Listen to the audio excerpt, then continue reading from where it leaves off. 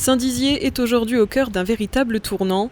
En effet, la ville se prépare depuis un an à la révélation.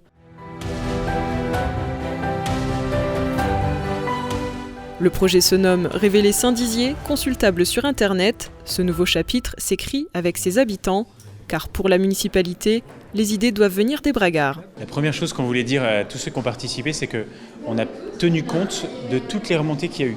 Et notamment des 1200 contributions qu'il y a eu sur Internet. Ça a vraiment nourri notre projet et l'action qu'on a menée pendant un an. Et la deuxième chose qu'on leur a présentée, c'est toutes les actions, petites ou grandes, qu'on a faites pendant un an pour donner vie petit à petit à ce cœur de ville. Parce que ce cœur de ville, c'est ça aussi que je voulais qu'il soit bien compris, c'est la locomotive, c'est le poumon, c'est le démarreur de toute notre ville. Les objectifs sont nombreux, tels que réinventer les usages en proposant 16 sites à imaginer pour leur donner une seconde vie.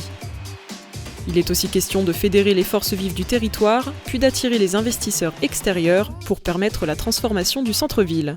L'objectif ce soir, c'est de partager un petit bilan de mandat. En un an, on a fait quoi avec tout ce que vous nous avez dit ?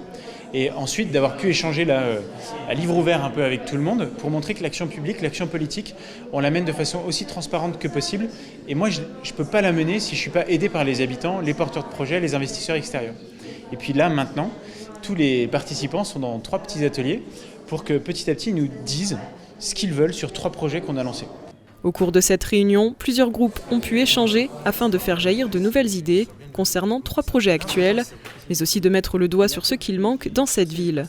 Transformer l'espace public pour en faire quelque chose de plus humain, c'est l'objectif. On trouvait important de représenter la jeunesse de Saint-Dizier. Donc nous, on n'est pas très vieux ici, on vient d'arriver sur Saint-Dizier.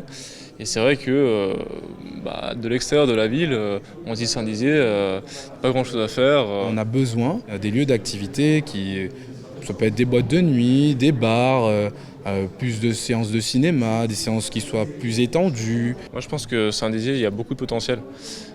Dynamiser le centre-ville, justement avoir cette réflexion sur l'attraction culturelle. Si on arrive à valoriser toutes ces choses-là, moi je pense que oui, je vais rester à Saint-Dizier. On ne peut pas juste dire critiquer manque ci, manque ça et ne pas mettre notre petite pierre à l'édifice de notre côté.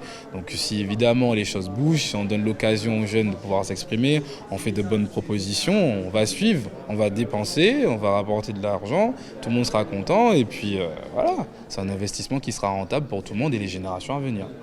Prochainement, il sera question de l'inauguration de Muse, le Grand Palais immersif, le 9 septembre prochain, de l'ouverture du marché couvert avant Noël, d'une nouvelle médiathèque en 2026, enfin de la piétonisation du centre-ville de façon temporaire, puis définitive avec le temps.